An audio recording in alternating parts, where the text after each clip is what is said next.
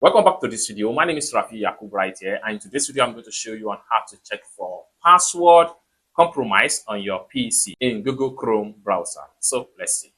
So the very first thing you want to do is to open up your Chrome browser. Then the next thing you need to do is to come to the top right here, click on these three dots, and this is going to drop down. Next thing you need to do is to simply scroll down all the way down and go to settings, and it open up like so. Next thing you need to do is to simply come to the top right here, click on autofill and password, and it take you right here. Next thing you need to do is to simply go to Google Password Manager, and it's open up like so. Next thing you need to do is to simply go to check up, and in a few seconds everything is going to check, and then you can also come here, click on reload to scan for any compromised password. Just like what you see right here, no password compromise password.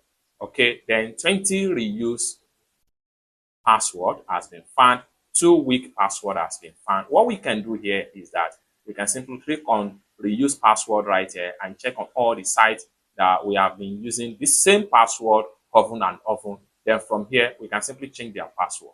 It's as simple as that. Then those with the weakened password, we can come back here and click on 2 weakened password.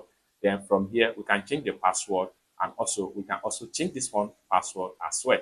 It's as simple as that. So basically, this is how to simply check for password compromise, or how you can check for reuse password or weak password in Google Password Manager with Chrome browser on your PC.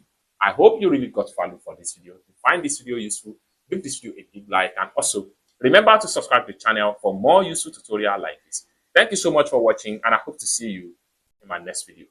Bye for now.